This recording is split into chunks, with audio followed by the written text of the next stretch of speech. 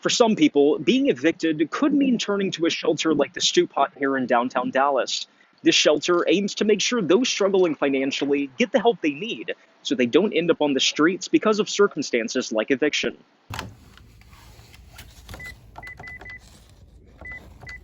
Hi, this is Lauren from the Stewpot, and I'm calling because you might have called us about some rent and utilities assistance. Lauren spends most of her day helping people stay housed. She's worked at the Stewpot Day Shelter for the last 7 years and loves being able to help those in need. The shelter is a community outreach of the First Presbyterian Church of Dallas and offers a safe haven for those homeless and at risk by providing resources for basic survival needs. Since March, Lauren has seen a rise of people seeking assistance because of eviction notices. A lot of our families or individuals that have been calling, again, it was a loss of employment due to COVID, or even a decrease, so hours being pushed back, so they weren't getting that same check that they were getting on a normal basis. This is Brenda. She's Lauren's boss and the Stewpot's executive director.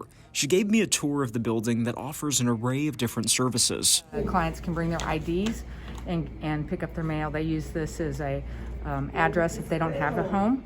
In September, the federal government enacted a nationwide eviction moratorium designed to protect renters from losing their homes until the end of the year. Tenants who apply will have to provide declarations to their landlords stating that they meet all of the requirements in the order. Brenda says that's information a lot of their clients don't know about. I think most people that are newly evicted or newly homeless, they just don't know where to turn. They don't know what the resources are. They don't know what their rights are.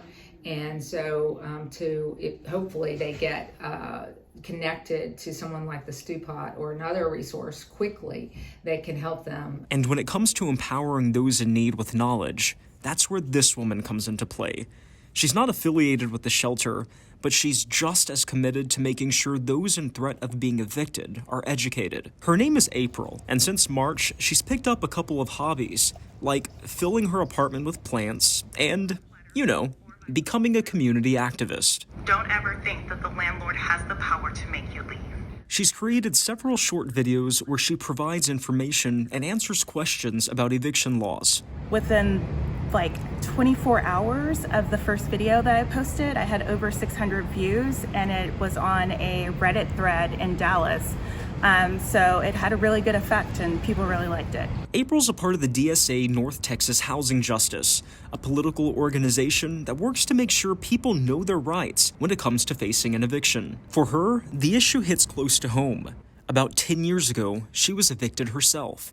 I was sharing an apartment with 2 roommates, and one roommate bailed. And so we weren't allowed to convert to a smaller apartment that we could afford. And so we were evicted by the apartment complex. And at the time, I had no idea that I had any rights. I had no idea that there was a court hearing that I could go to without a lawyer. And I spent, honestly, the next 7 years trying to find a nice place to live with an eviction on my credit.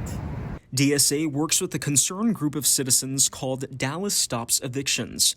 They've been canvassing at apartment complexes to let people know about their rights by passing out information cards. That organizing stopped a woman from being evicted in one of the apartment complexes in East Dallas. So I think that all the work that we've done has really, if one person gets to stay in their home for 2 or 3 weeks while they plot their next move, then we're a success. Lupi Zapata, Spectrum News.